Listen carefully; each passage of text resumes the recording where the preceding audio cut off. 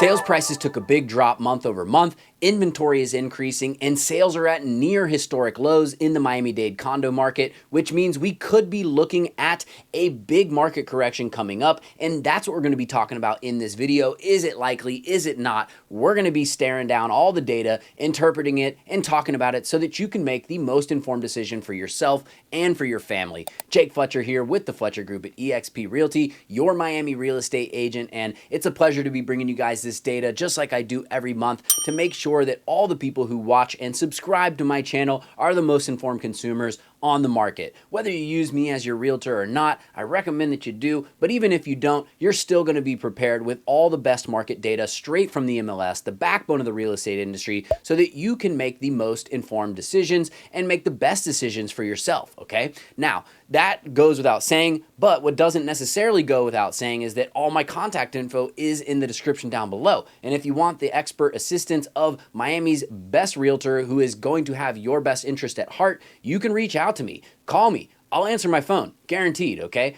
So reach out to me, guys, and I'd love to help you out. Let's talk about this data. Want to start out with inventory like we always do because inventory is so important, and you can see that it has been on the rise, okay? So since about, March-ish of 2022, we've seen a gradual rise until the last 6 months or so. We've seen a more steep rise in inventory, and again, this is condos in Miami-Dade, and specifically this is condos in the non-luxury range, which is everything that's $1 million or less. We delineate those because we have such a strong, healthy luxury market in Miami-Dade. It just doesn't make sense to lump it all together like most people do. We like to get granular, we like to get specific so that we know what's really going on out here in the real estate trenches, as I like to say. Now, the number of active listings, which is the green line there, actually jumped for both active listings and new listings. The active listings came in at 7,075. So that's that big old jump that you see right there. That's up 569 units from 6,506 in December. Now, that is an 8.7% increase. However, year over year, we saw a 21.4% increase from last January's 5,827, okay? So 5,827, 7,075, okay? That's a big increase, all right? Now, let's go ahead and go down to number of new listings here. We saw new listings absolutely skyrocket to 2,381 from December's 1,468. That is a additional new listing increase of 913 units, okay? Now, from the last January, we're up 510 units year over year, which was 1,871 last year, okay? That's a 27.3% increase from 1,871 to 2,381, okay? So from this point here to this point here. Doesn't look like a lot on the graph, but that's a lot, okay? 27.3% increase in the rate of new listings is a lot, okay? That's significant, and it's going to play a big part in what's going on in the market overall. So let's look at the next graph here, which is average days on market versus the closed price to original price ratio. Now, average days on market came in at 78. It's actually down 1 day from 79 days on market in December, which is nothing crazy, just, something to note. Average days on market, it's a little bit up there from last year. Last January, we had 72 days on market. So a little bit of a slower market than this time last year, but nothing like wildly crazy. It's been pretty stable over the last year in terms of days on market, okay, which is how long a property takes to sell. Closed price to original price ratio, what that is it's expressing as a percentage the ratio difference between what a property is listed at versus what it actually ends up selling at. So if it's listed for $100,000 and it sells for $90,000, that's a 90% closed price to original price ratio, just to give you a easy, sort of anecdotal, description of what it is, okay? So closed price to original price ratio came in at 95.4%, and that's actually down 0.6% from 96% last month, okay? And we've actually seen now, looking at that blue line, 3 months in a row of declines, okay? So when you have 3 months in a row of something, that means that it is a trend, okay? So we are trending, officially trending downwards when it comes to close price to original price ratio. What does that mean in practical terms for you as a buyer or a seller or an investor? All it means is that it's easier and easier and easier month after month here to get deals versus the list price, okay? So there's more and more negotiating power for buyers in this market, whether you're an end user or an investor, okay? So something to definitely keep in mind, especially if you're looking for investments and you're hoping to get an investment with a lot of meat on the bones. Just know there are some sellers out there who, they need to sell, and maybe they've been going on a fishing expedition this whole time and they're finally ready to sell. This is happening all the time. I've been making it happen for my buyer clients. It doesn't happen with my sellers because I list things to sell them. I don't go on fishing expeditions. We sell properties here. I have 100% success ratio of every listing I've ever taken. I have sold, and many of them I've sold over list price. So, if you're interested in that as a seller, reach out to me and I can explain how I do that time and time again. Now, the next graph here is median sale price versus the number of sales. Now, median sale price, we look at median instead of average because, like I said, we have so many high-priced properties in Miami-Dade that even though we differentiate between luxury and non-luxury in my videos, there are a lot of those, $1.5 million, $1 million, to $1.5 million homes, and it kind of skews the data a little bit. So when we look at the median, that's the midpoint of the market, okay? It's going to give you a more accurate picture of sort of what a normal, quote-unquote, house is going to go for in terms of price, okay? Now, median sale price for the non-luxury range of $1.5 million and below, we're looking at condos, so this is $1 million and below. The median sale price of condos for $1 million and below dropped $10,000 in 1 month from $385,000 to $375,000. That is a big difference month over month, okay? And that's actually 2 months in a row of condo median sale price declines. It's a 2.6% decline month over month and a 5.1% $20,000 decline since November's $395,000. So we went from $395,000 here in November, which was, the top of the market for condos so far in Miami-Dade, to the $375,000 where we're at now. So if we see a third month in a row of declines coming up in, for the February data, that'll officially be a trend of decreasing prices, okay? So this is why I say we could legitimately be looking at a real, correction in the market, not just a blip on the radar, not just a data point that, a fluke, or something that just happened to occur by chance. We could be looking at a real correction in the market. Now, what that correction looks like in terms of percentages and all of that is yet to be seen, right? So far, we've seen a 5.1% reduction in just 2 months. So in another 2 months, maybe we're looking at a 10% reduction from that November high, okay? And, then we're looking at something that's, more like, that'd be like 355 or 360 in terms of the, the median sale price. So we'll see how that goes. But nobody really knows, except what we can predict is that because sales are at historic lows right now, that definitely does not help to support increasing prices, okay?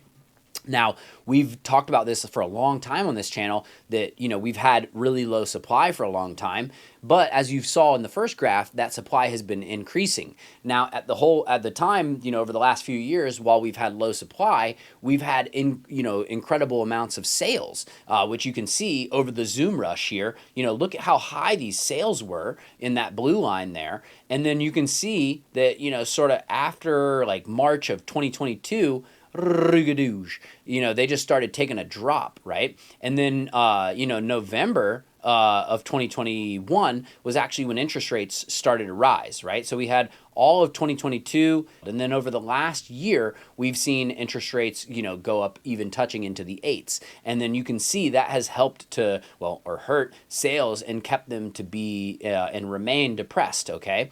And what I would say is that, if sales remain low and we continue to see supply, increasing, that is something where we could start to see this median sale price drop even further, okay? But, we don't know what's going to happen. We can't predict necessarily. We can try to make, we can forecast and try to make predictions, but, I'm not a genie, so I'm not going to tell you what I think the price will be. All I can do is interpret the graph, think about it logically, and talk about the market factors. Now, here's a little something that I thought was interesting. Shockingly, the median sale price difference from last January is only $3,000, okay? So if we're looking at this green line back here in January of last year, the median sale price was $372 versus right now it's $375, which means that on a year-over-year basis, condos in Miami-Dade in the non-luxury range have only appreciated 0.8%, okay?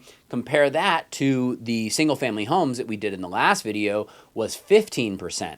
So, if you want something that's going to be a guaranteed value holder in Miami-Dade, you want a single-family home, okay? Doesn't mean that condos can't be good for appreciation, but it depends a lot more on a lot of the specifics that we won't go into granular detail, but it depends on the condo that you buy, not necessarily just throw a dart at a wall and whatever it sticks on is going to make you money, versus with single-family homes, it's almost hard to miss in Miami-Dade. Now, last month in December of 2023, the median sale price was $385, like we said, okay, versus the December before's median sale price was $350 down here. So that appears to show a 10% increase, which is interesting how much of a difference a month can make. If you compare December of 2022 to December of 2023, it looks like a 10% increase year over year. Whereas if you compare January of 2023 to January of 2024, it looks like a 0.8% increase year over year, okay? So that's pretty significant to note, okay? Just 1 month can make a big, big difference, all right? Now, enough about median sale price. Let's talk about sales and how they are historically low, all right? They came in at a shocking 669 sales, okay? This is wild stuff, all right? Nearly historic, but we'll get to that in a second. It's actually down 231 sales from December of 2023, or a 25.7% increase, okay? So, looking at these sales here versus these sales there, 25.7% decrease. Now, it is normal, to see a decrease in sales from December to January, since sales are a lagging indicator, meaning that the sales that happen in January went under contract in December, and that's the holidays. Not a whole lot of people usually are wanting to be home shopping during the holidays if they don't have to. But even compared to last year's December to January decrease from 1,017 to 773, that is a 24% decrease, okay? So that's pretty similar, 24% decrease compared to 25.7% decrease, but we saw an even bigger decrease in the number of sales from this December to January than we did last year. So, that's definitely something to note. Sales are hurting. They ain't doing good. Don't ask them if they're okay, all right? Now, check out this same graph on a 10-year time scale. I wanted to show this to you guys to give you even more context here. So sales are almost as low as May 2020.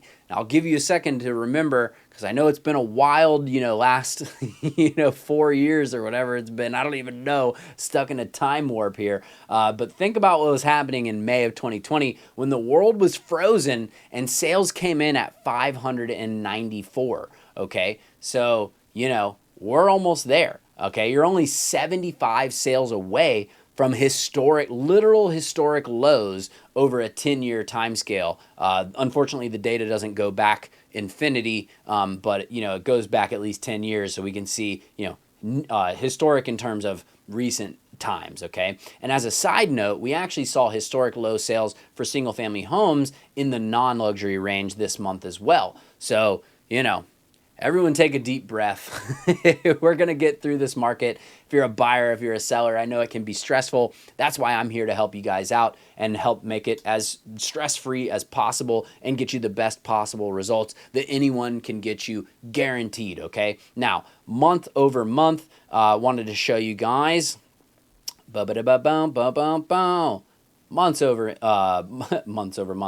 months of inventory, which is if no new inventory came on the market, how long would it take to sell the existing supply? That's the green line that we're looking at there.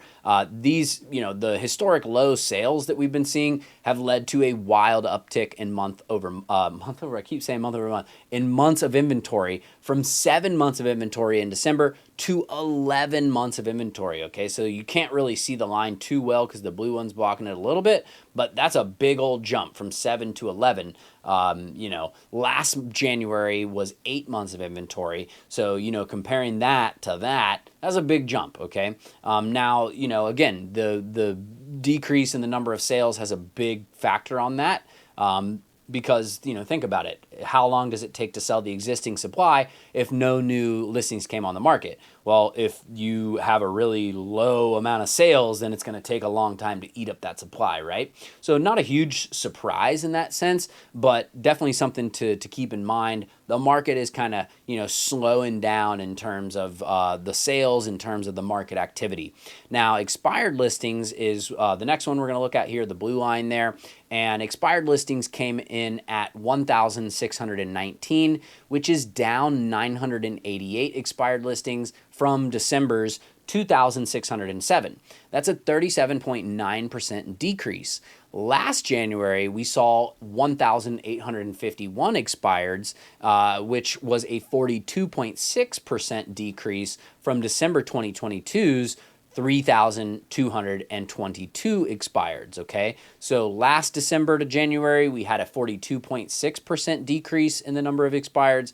This December to January, we had a 37.9% decrease in the number of expired listings. So less of a percentage difference, and just also less expired listings. But that's interesting to note because it seems like, even though there's not as much sales happening, and inventory is increasing, you're seeing less expired listings this time around than last year, which, it's hard to know exactly why that is, because, you saw more sales happening last year, so you would expect to see less expireds, and there was also less homes on the market overall because inventory has increased. So, that's interesting to note, and it's definitely something that we're going to be keeping our eye on here on the Jake Fletcher Miami Real Estate YouTube channel, which is where you're at, and where I hope that if you're still with me at this point in the video, you go ahead and hit subscribe, ring the notification bell, and most importantly, smash that like button, okay? And it's been a pleasure. Hope you guys enjoyed the video. If you have any questions whatsoever, feel free to give me a call. All my contact info is in the description down below, and I would truly love to hear from you, and I would truly love to help you out in your home journey, whether you're looking to buy, looking to sell, single-family homes, condos, townhomes, luxury homes, rentals, whatever it is. I am here to help you out. Jake Fletcher here with the Fletcher Group at eXp Realty, your Miami real estate agent, and I'll see you on the next one. Peace.